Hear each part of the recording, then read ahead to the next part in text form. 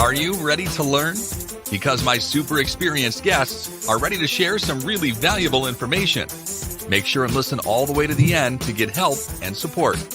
So let's start with the best audio experience. Hello guys, today we are going to discuss about e-commerce marketing, how you can set up your marketing messages, how you can sell and increase results. Even more, we are going to unite this with AI, ChatGPT, how you can use this tool, this technology to grow your results. And I'm so excited to discuss this topic with Kurt Elster. How are you? I'm well. Yourself? Thanks for having me. I remember our first episode, so valuable. I want to learn more.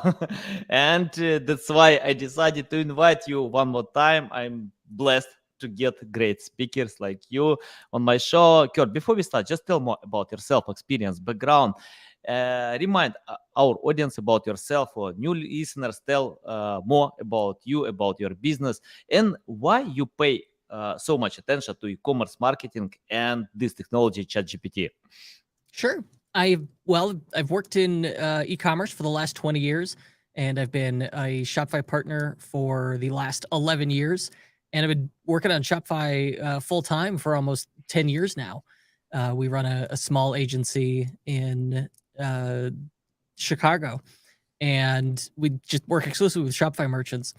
But it's such a fast-moving, competitive, difficult environment, especially with pay-per-click ads, and try to acquire new customers profitably. So anything that gives us an edge to either improve profitability through efficiency, so like marketing automation, or gives us an edge to build more efficient sales funnels in e-commerce, I'm absolutely all over. And AI and ChatGPT has become this unavoidable thing that seems to be enabling that. Yeah, nice. I used AI before ChatGPT. Right now, I can use like a regular tool, ChatGPT.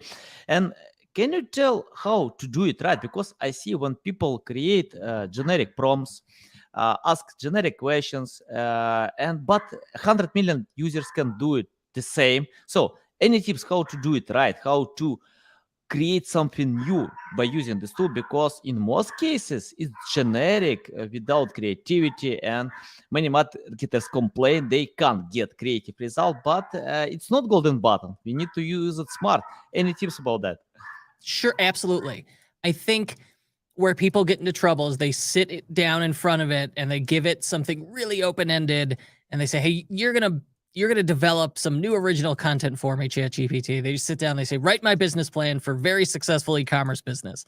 And of course, it will happily make something up, but it's not going to be great. And it's going to be really kind of average. It has a tone of voice on its own if you don't tell it otherwise. Aha. That's like number one, that's some of the magic is when working with it, you have to give it a role. Like it really is expecting you to tell it what its role is doing. ChatGPT loves to role play. And so if you say you are an e-commerce marketer, you are a Shopify expert, you are XYZ, tell it the job it is supposed to be doing for you, with you, as you, whatever. Immediately you get a better result with that. The other thing I find is you can really define tone of voice for it. So you might say, hey, you're a content marketer. And ChatGPT will say, yeah, I'm a content marketer. And you say, look, your audience is entrepreneur merchants, and you write in a tone of voice that is, and then you could tell it how you want it to talk. And ideally, that's going to be your brand voice or your voice. So you say, hey, be conversational, informal, humorous. And then you could define how it writes too. You could say, look, use casual language. Sometimes, occasionally use slang, use humor and wit. Write at you could say 6th grade level if you want to keep it simple. Don't be negative, be positive, avoid unnecessary modifiers, don't be vague, refrain from hyperbole, never use exclamation points. I like that one. It really loves to use exclamation points. And so when you do that stuff, like immediately it starts to sound more natural. And when you limit it, or when you define for it, like this is your role, this is your job, this is what you're doing for me, it starts to get better. Nice, nice. Okay, let's start from the basic. I mean, like how to learn customers, users before creating these prompts. Because I see when companies don't know how to find what kind of audience they have, they usually replicate competitors. It's not a good idea because competitors might have their unique selling proposition, their strong side. We need to find ours. So, can you tell how to learn audience or customers before creating these prompts to be more friendly, use this style, I don't know, like friendly style, simple style. So any tips how to learn before creating prompts? So ideally, you understand your audience in advance, but I think there is a clarification point for people who are new with ChatGPT. It's that it doesn't have anything after 2021 as far as data. It does not have access to the internet. That's a really common misconception because it is exceptionally good at making things up and faking it. So if you say, hey, who's the audience for, xyz.com, acmecorp.com, it will happily make up the answer and probably be fairly convincing when it does it. And so you can't just say, hey, tell me what my audience is like, because it is going to make it up and be wrong. I think this is the point where it's really good is rewriting things. And so survey your customers. And then once you have that survey data, give it to ChatGPT and say, hey, I'm going to paste in a series of customer survey answers. And when I'm done, I'll type done. It'll say, I'm ready. And then just paste, type done, and then say, okay. And then ask it a question about what you just fed it. And it will absolutely do it. And then you could even say, hey, based on, you could do that same trick with product reviews. You put the product reviews in and ask it questions about the product reviews, and that'll work. But I think understanding your audience, maybe that's it's like a very human thing that you don't necessarily want to farm out to the AI, right? Customer surveys are great, but talking to your customer one-on-one is the best way to get to know them and develop that profile. But once you have it and you understand it, it becomes much easier to work with the AI on it. Yeah, agree.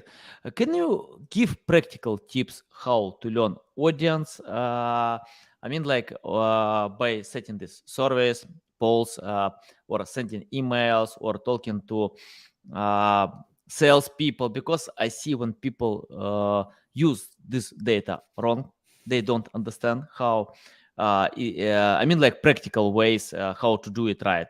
Any tips about that? Well, for sure, I like doing survey questions. So it could be exit when they make a purchase. Hey, how'd you hear about us? And what was the one reason you bought? Like something like that could be really helpful. But also surveying past customers, grab everybody from the last 6 months and ask them about themselves. Hey, why'd you buy? How'd you hear about us? If it wasn't for us, who else would you buy from instead? Just like, what are you trying to solve here?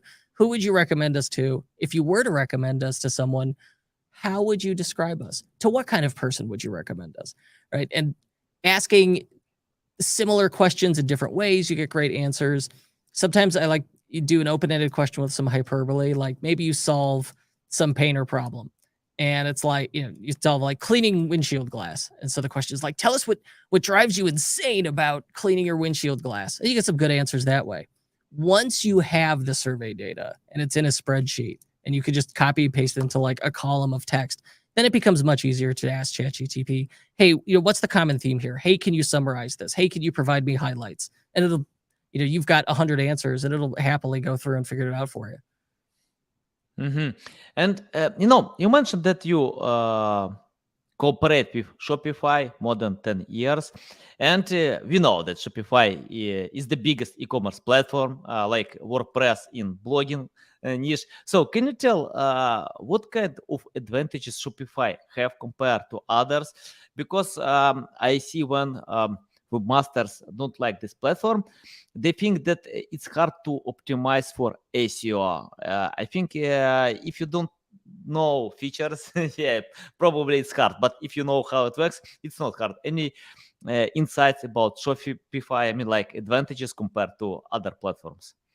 Well, I think the big advantage with Shopify is the ecosystem, right? At this point, they have this huge network of partners, of resources, and of applications and third-party integrations. And when you have that level of support for something, it's very much like when iOS opened the App Store, where you just add so much utility into it. And like there's, no matter what feature, function, or thing you're trying to do with it, chances are there's an app for that, right? And so I think that's the big advantage with Shopify. Other than that, it's also, it's easy to use. I'm not dealing with self-hosting and getting into issues with that. But that SEO question, that may or may not have been true years ago. Today, it is certainly not true. SEO on Shopify is really no different than any other content management system. But even like, Yoast SEO, that's like the #1 most popular WordPress SEO plugin. They have an SEO plugin for Shopify as well, right? You have access to robots.txt text now. It writes does a great job of writing sitemap XML. It's got open graph tags built into there. It's got everything you want SEO wise. Yeah. SEO, has features for Wix, for Shopify. Yeah, it's plugin not only exclusively for WordPress. And Kurt, I have the question about creating the right marketing strategy.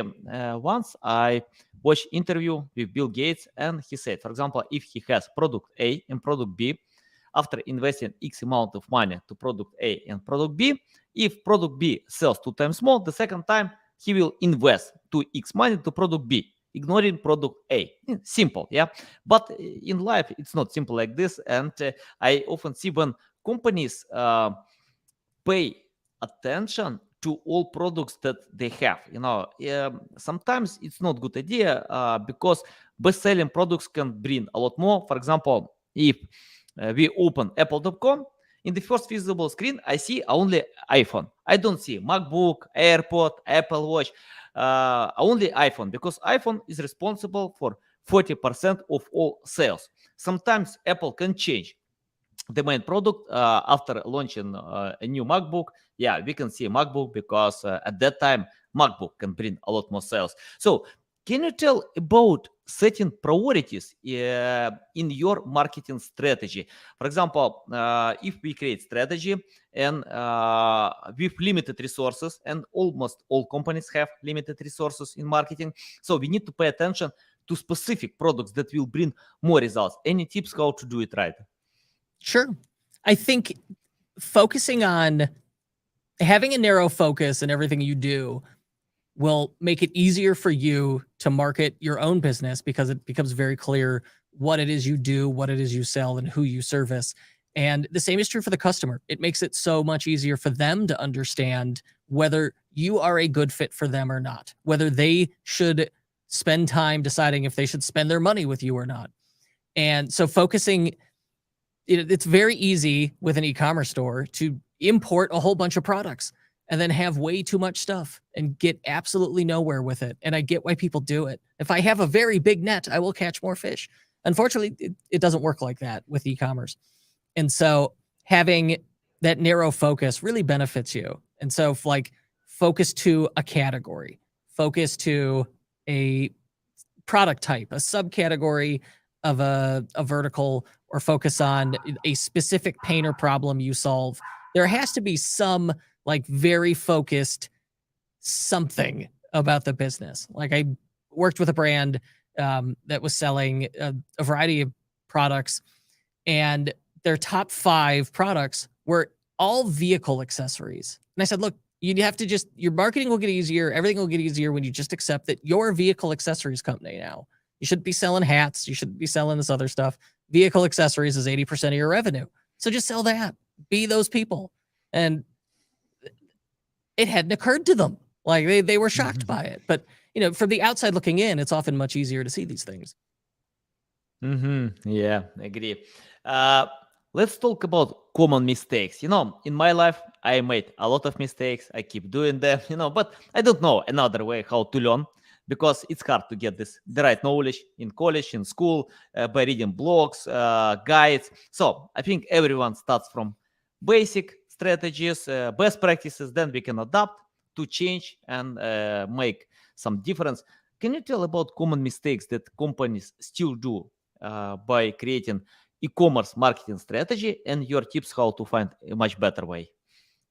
I think there's a few common mistakes. One is when you start, you don't have any customers. And so you are your own best customer. But by the time I have 10 customers, I should be talking to them and having a better understanding of them versus, if it's just me as my own best customer. So like not growing, looking past that initial, like, well, I like it, therefore that's what we do stage. That's common early on.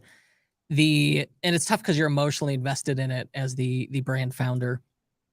I think the other mistake people make is not giving marketing channels a chance. Hey, we tried Facebook ad once and it wasn't profitable, so Facebook ads don't work. Wait, what? If you tried a single thing one time and it didn't work, that doesn't mean that like that just doesn't work for you. You may want to revisit it. I see that a lot. And then probably the third most common mistake we see is similar to your earlier question, just that really broad product market fit messaging, positioning, where it's not clear quite what your specialty is or who you're for. Yeah, agree. It takes time with research. And I'm interested about emotional part. 75% of all decisions are emotions. Yeah, and I remember the first advertisement about airport. Yeah, and that was not like 10 gigabytes on this small gadget. That was like 1,000 songs in your pocket. So, but I see when brands highlight features, a lot of features. Other brands might have the same features. It's better to create the feeling of submitting a lot more than just features. And for me, 10, I mean, like 1,000 songs, sound much better than 10 gigabyte or 100 gigabyte. Can you tell how to find the right message in your marketing that customers will love? Because most marketing paid ads, campaigns are generic, nothing special, and people can ignore fast them. The best way that I have improved conversions consistently has been by improving the copywriting on the site. And the best way I found to improve copywriting is to rewrite customers' language. If I can get customer reviews, if I can get enough customer reviews, that's going to reveal the reality of the buying experience. It's going to reveal how people talk about it, and it's going to tell me why they buy, what that emotion is, and maybe what they were concerned about before they bought. That's where you could get really interesting with ChatGPT. If you have 25 reviews for a product, that is a ton. You could tell ChatGPT, hey, I'm going to give you're an e-commerce copywriter. I'm going to paste in 25 reviews and I'll type done when I finished it. And I'll let you do it. And then you say, okay, write a 500-word Amazon-style product description for that product based on those product reviews. It'll do it. And then you go, all right, give me that 5 different ways. And then you pick the one you like.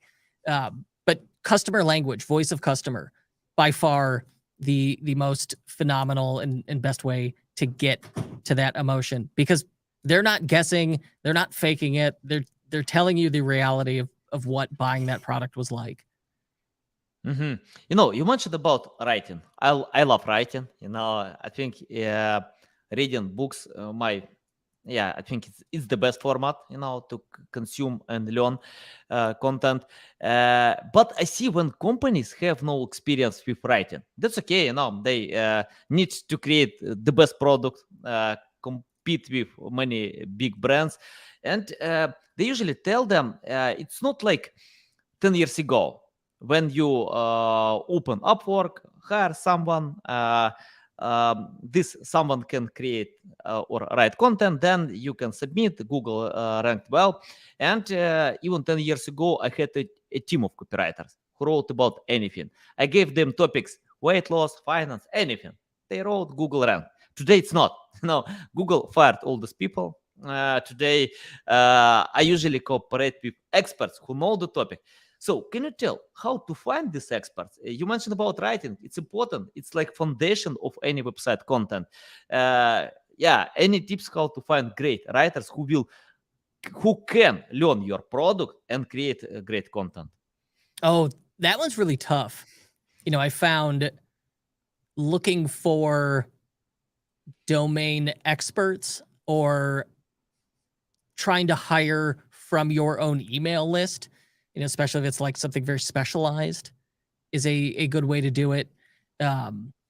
Often, yeah, if it's like, hey, I need someone who knows this very technical thing, or this very like hobby-based thing, you need someone who knows it. That's the tough part. Otherwise, your other option is like you write it yourself, do a crappy job, and then have a writer punch it up for you. And that's another good job for ChatGPT is copy editing. It's very good at. But no, of the roles to fill in an e-commerce business, we have found copywriting, content creation in general is a tougher role to fill, but copywriting specifically, really tough to fill. Yeah, it takes time. For example, I usually search for bloggers who write about specific topics. Then my team reach out to them. I mean, like we create a list of bloggers plus 1,000 people. We check out their content. If this content has traffic, I mean, like SEO traffic from Google, then we reach out to them, and most of them don't reply. Some of them can reply, but they are busy or have some so expensive price. But a teeny percent of them, like 2-5 people, can give suitable conditions, great content. So it takes time, like a few months to find these people, to cooperate with them. But it's the same with any hiring process. You need to spend time with that. But I found another thing. For example, if I have a new client who doesn't understand SEO, I usually tell them, take my course. It costs like $10-20. You can learn from great experts like Lily Ray, Mike Phillips, Jeff Coyle, many others. Because I found if people understand SEO, we can cooperate like a cohesive team. We can create goals that will provide results. But if people don't understand, I don't know how to get results. It's the same like to lose weight. Now, if someone want to lose weight, can find the best coach, but these people need to understand why they need to eat healthy food, to drink water, to train hard. Because it's related to the result.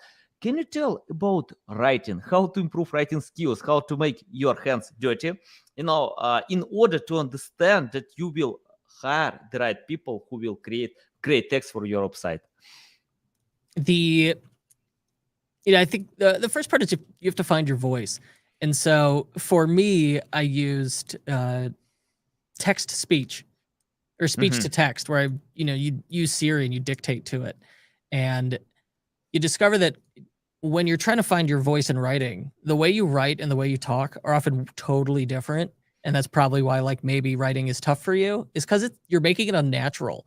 When you try and make it more natural and start with like, well, okay, this is my initial voice, just how I would say this out loud, that's easier. And I think the other issue is people try to like start with a perfect draft. It's way easier to just go like, oh, like I'm going to make something just a sloppy mess here, and then start editing that and improving that and working from that.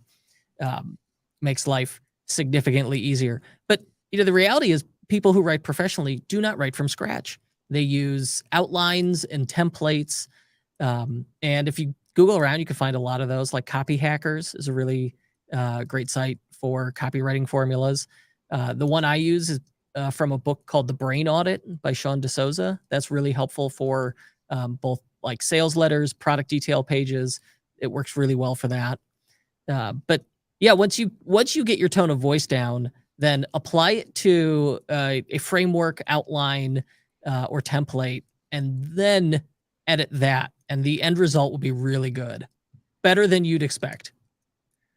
Nice. Yeah.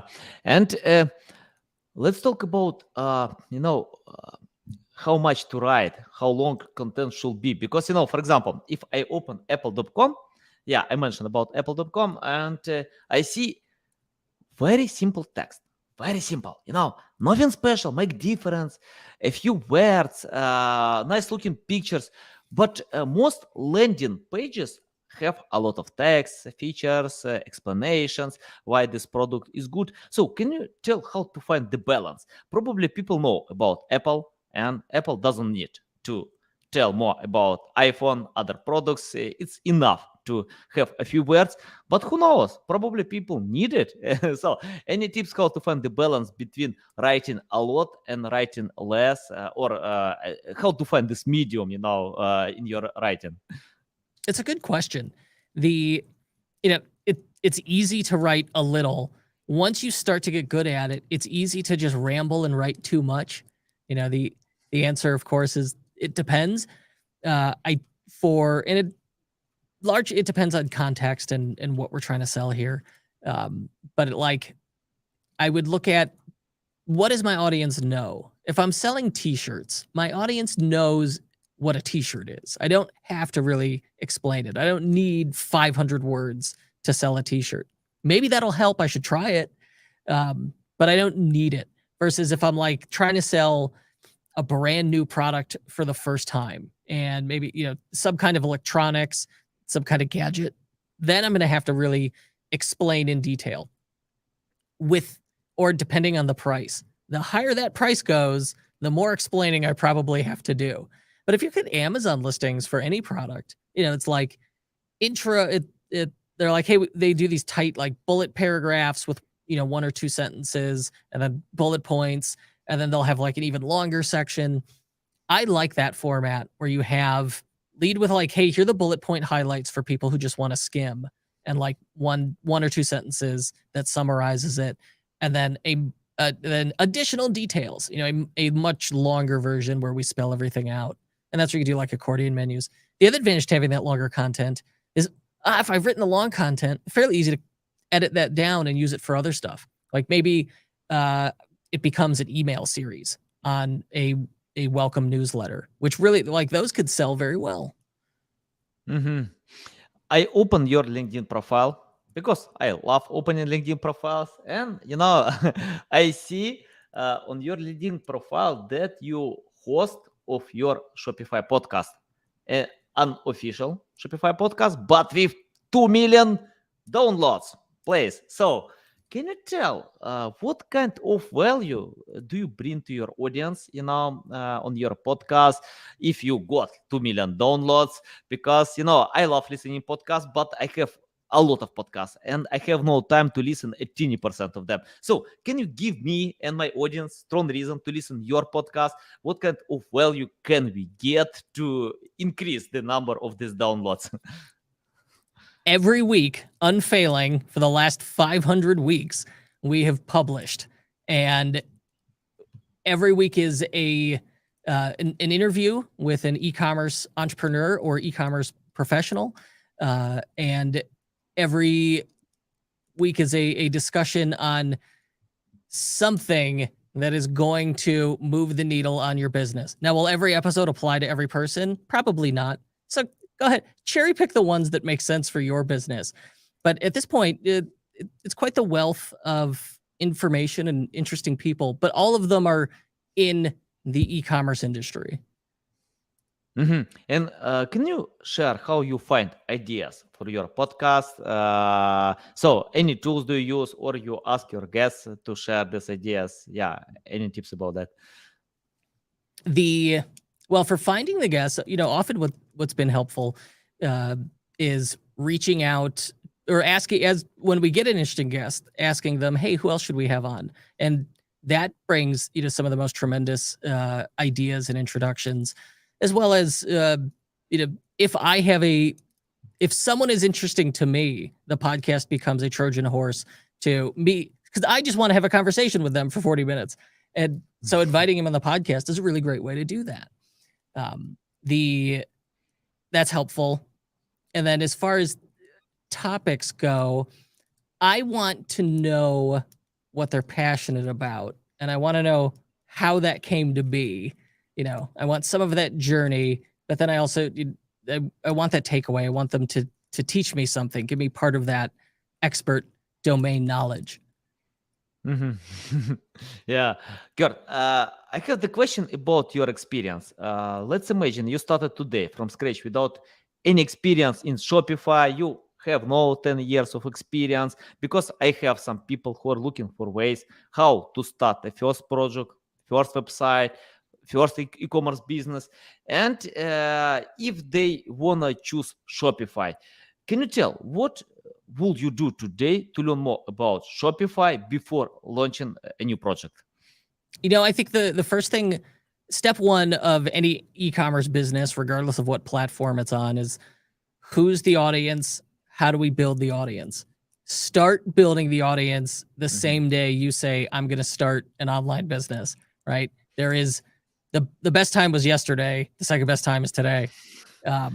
That's where I would start, because that's always the hard part. And once that's going, and then you can start to try to figure out, oh, what am I going to sell them? And then from there, all right, let's get the online store up and use it as a way to test interest and gather emails, and try and build a list to sell to. But like initially, we've seen people where they don't necessarily even have the product that they're selling. It's like a limited pre-order just to see if people actually would, right, before they invest the money into it. And you could also do that like with Kickstarter style pre-orders, crowdfund it. That works too. And what is your way to build this audience? Because I see influencers use many different ways. Your way, how to build audience? For me, podcasting is what I'm good at. It's what I know. So that's where we would go. But that's also, it takes time to build the podcast. Like minimum, you're going to be at that for 6 months. And that's assuming you're publishing regularly, plus getting yourself onto other people's podcasts in the space to help grow it more quickly. But you have to look at like, all right, I think no matter what, you're going to be creating content. There's no way out. And so you have to look at, well, what is the kind of content I'm good at creating? Some people are great at writing. That's awesome for SEO. You can write blogs, and you build that right into the Shopify store. If I'm good at extemporaneous speaking and interviewing, so podcasts work for me. Maybe you know how to edit video and you're good at it. You love it. All right, let's do YouTube tutorials. I think you got to start with, what are you good at and passionate about? And if you could start there, that's great, because that enthusiasm is going to drive you. Because initially, you're not making any money. You have to be passionate about it to keep going. Otherwise, it gets pretty painful. Yeah, I know. You remind me about my experience once I launched a new project because of chasing money. I felt that I can earn a lot of money because this was interesting project, but I have no idea. Had no idea how it works. I just wasted 3 years, a lot of resources, my time, money. I hired a big team, and after 3 years, I gave up, quit this project, and got it. No way, I will never go ahead with something that I don't like. Because, if you enjoy the process, if you love what you do, as you mentioned about this passion, then it doesn't matter. You have results, you have no results. You can make 5 years everything wrong, but go ahead because you love it. And I learned a few examples. I don't remember the name of this guy, but he's a friend of Jeff Bezos, and he couldn't sell his products for 14 years. Today, this company has offices in plus 50 countries. Jeff Bezos told about this guy. He's crazy. But 14 years, he did something that didn't bring any sales because he loved the experience. He believed that he can achieve anything. And I think it's the same. Without passion, never touch anything. If you don't like it, if it hurts your feeling, leave it. Find something else. It's not about money. It's more about happiness. If you're happy to do something, then money will come in some shiny day. Yeah, I agree with you. And Kurt, my final question about the future. We have today AI that change the world. And Bill Gates said that the era of AI has begun. Can you tell what kind of future will be in Shopify, in e-commerce business, and how we need to adapt AI today to achieve high results in the future? Well, I think that the thing that we're seeing immediately is AI is really good at accelerating content creation. That's already happening now. That's been happening. I think the next stage is we're going to see customer service augmented, or at least like the initial phase of customer service replaced with AI. And it's not like people haven't tried that before. I think we're just seeing we're getting better, smarter, more powerful versions of the tools we already know, right? It's like the tool you already use plus AI. And so often it works better. And that's HubSpot has this feature right now. yes. Yeah. Yeah. Well, for writing, the AI creates our transcript. And then once I have the transcript, I have AI write highlights. And once I have the highlights, I have AI write the show notes. And if I've got it to do that, and I'll tell it like, hey, based on this transcript of these show notes, write me 20 versions of the episode title, and none of them can be longer than 50 characters. And it'll do it. And then I'll just pick, wow, this one's my favorite, or I'll like combine two. And I don't know that it necessarily saves me time, but I do know that the end result is better, that I'm now more consistent. Nice. Love it. Kurt, it's a big pleasure again to see on my show, to learn from you. Tell our audience the best way how to keep learning from you, how to subscribe to your podcast, how to follow you. Sure. Google me, Kurt Elster. Check out kurtelster.com. Got links to everything there, and you can sign up for my newsletter. Okay, guys, you can find the link in the description below. If you don't know how to use Google, use description links. Listen us on Apple, Google, Spotify. Thanks again for your time. A big pleasure. Love it. So valuable as usual. You know how to share value as much as possible. Guys, I recommend to anyone to listen to Kurt podcast because you can see a lot of value. Okay, love you. See you.